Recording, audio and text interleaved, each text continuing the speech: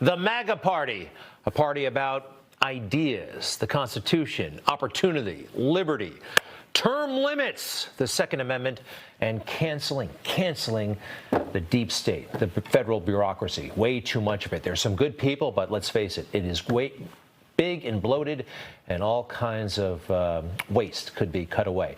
I think it's something that deserves serious consideration in this country. MAGA party, let's give it a try. In the meantime, this is not over, as we have been telling you from the get-go, and sooner or later the mainstream media is going to realize that big things are happening in Georgia right now. Have you heard about this? They're finding ballots all over the place and more votes for Donald Trump in DeKalb County and Fulton County. Kayleigh McEnany reporting that new votes are being found in Fayette County, in Walton County. It was so close they were in Georgia. This thing could turn. This thing could turn. They are concerned about how this count is being handled, but I just love that it's going forward, that there's activity, okay? This is not done. And let's hear it for the Trump legal team, by the way. Yes, they're getting criticized by the Democrats, by the mainstream media. That's what they do. They never give the Republican legal eagles a break. They never do. They never do. They're always criticized. They're never good enough. They're never smart enough. These are some of the best lawyers in the country, particularly Giuliani, Tonsig. They've been around for a long time, Sidney Powell. But when it comes to lawyers on their side, ooh, they swoon. Remember this guy? Why would you be qualified to be president? Well, I think I'd be qualified because I have three things that this president lacks, Jim. Brains, heart, and courage. Why would you be?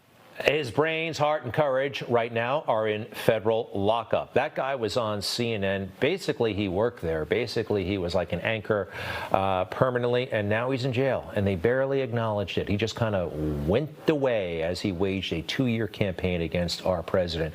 Remember this, they always criticized the Trump team. They always have. Back in 2016, a reporter for New York Magazine profiled the campaign and came up with this nasty snark. I was well aware that Trump runs a bare-bones operation, but college newspaper offices have more robust infrastructure than his national campaign headquarters. April 3rd, 2016. We know what happened, what, 5 or 6 months later? All right, that brings us, we started on Georgia, Michigan. A lot of movement in Michigan, legal challenges, and you heard about the chaos last night concerning, I think it's Wayne County that encompasses Detroit. This Democratic canvasser had a nervous breakdown when the Republicans were raising just legitimate issues about, hey, do we have more votes than voters? Is this all on the up and up? Watch the reaction. When you try to sleep tonight, that millions of people around the world now on Twitter know the name Monica Palmer and William Hartman as two people completely racist and without an understanding of what integrity means or a shred of human decency. The law isn't on your side, history won't be on your side, your conscience will not be on your side, and Lord knows, when you go to meet your maker, your soul is going to be very, very warm. Where do we start? How about his orange shirt? All right, no. This is Trump derangement syndrome. And the people he was talking about, they were just trying to do the right thing. But this is happening more and more on the left. There's nervousness out there that Trump forces are making progress. And there were serious anomalies, regularities, and probably fraud in this election. And that brings me to the mainstream media once again, and a new name for CNN, the Conspiracy News Network. You know, they're busy calling us right-wing conspiracy theorists, but, you know, questions about Domain, that voting systems company, the left-wing media had serious concerns about them just last month. But now that they think Trump is lost, all those concerns are being whitewashed. But they're still there. The Conspiracy News Network, I think it totally fits, especially after they wasted the time of their own network and the country over that phony Russia investigation. We're also following breaking news on the Russia investigation. The New York Times is reporting a presidential lawyer floated the idea of pardoning Michael Flynn and Paul Manafort last year as the special counsel was closing in on those high-level former Trump campaign aides. Oh, wow. Did you hear the music? Did you hear the music? And the graphics? But listen closely. A White House lawyer may have floated an idea. Ooh, it was all nonsense. You know, I knew it was nonsense from the very, very beginning. You know, the White House, not the White House, the Trump Tower meeting that happened between Don Jr. and Jared and that Russian lawyer, I knew it was all phony because I actually know the guy personally who set it up. His name is Rob Goldstone. I think we might have his picture. Yeah, this guy. He's a PR dude here in New York. I had a morning show and he was always calling up like, hey, I could get you Justin Bieber on the show. He's from Britain, I think. But first, you got to have this guy I've never heard of from Kazakhstan on the show. He was always making promises. Very nice guy. That's what PR people do. When I heard the phone call came from him, hey, this person wants to talk to your campaign, may have some dirt on Hillary, I knew the whole thing was a sham. Too bad Robert Mueller didn't call me. Okay, what else? So here's the mainstream media strategy right now. They just want to repeat over and over again, President-elect Biden. Just say that enough, and they think it's going to seep into the public consciousness.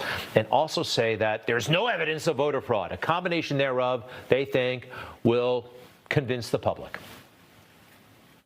With the president's legal claims fizzling around the country, the top Senate Republican vows an orderly transfer of power. The president hasn't conceded. He hasn't acknowledged the results of this election, which are fundamentally clear. Transition turmoil. President-elect Joe Biden says President Trump's refusal to allow the transition to begin could cost lives. Joe Biden is the president-elect. Donald Trump's baseless claims of voter fraud without any evidence. President-elect Joe Biden continues to work toward a transition. You know, all of these networks, they've been wrong repeatedly, and they never take a pause and step back and say, wow, we got so much so wrong. How do we do our jobs differently? No, they just keep doing them in the same fashion that got them the wrong answers to begin with. The answers that Donald Trump would never run for president, that he would never be the nominee, that he would never beat Hillary, and on and on and on and on. That's how they roll. Again, their strategy, just say President-elect Biden enough, and the public, it will stick. Just say voter fraud, no evidence, and ultimately it will stick. That's why we have to consciously resist that. If you just walk around on your own, you're going to hear this stuff. You have to make a deliberate effort, though, to engage conservative media, to find Rush on the radio, to find us. I think we're on channel 222 now. But a lot of you are finding us, and we thank you for that. By the way, I just want to list real quickly, as we're in this kind of holding pattern, some of the reasons why it would be really great if Joe Biden doesn't become the president. You know, he hasn't been tested. He's been protected. He's been protected by the mainstream media. You're supposed to be tested during a presidential contest. He wasn't. Oh, and by the way, you know who would be a real handful if she ever got to the White House? Dr. Jill Biden. It is an honor to get to join you all with Dr. Jill Biden. What an honor I have tonight in introducing Dr. Jill Biden. So please join me in welcoming the Second Lady, Dr. Jill Biden. Please help me welcome the next First Lady of the United States, Dr. Jill Biden. Thank you. Okay, so her people, her team, they insist you must call Jill Biden Dr. Jill Biden, even though she's not really a doctor. She's not. She went to like night school to get some sort of advanced degree. She's a teacher, middle school teacher. Look, it's not just me. I'm not being mean. This is from the LA Times. When she got her PhD in 2009 or so, this is Amy Sullivan they talked to, LA Times from Time Magazine. Ordinarily, when someone goes by doctor and they are a PhD, not an MD, it's considered obnoxious to call yourself or be called a doctor. Then again, it makes her smile because it's a reminder that it's her own person. But newspapers, including the Times, generally do not use the honorific doctor unless the person in question has a medical degree. I find it a little pompous, sorry. What else? Yeah, the Bidens, they do have a habit of lying, and they also get away with it. They're never, ever, ever called out on it. Joe Biden's campaign, the essence of his campaign, based on a lie. Charlottesville, remember what happened there back in 2017? The president's comments have always been misreported deliberately by the mainstream media.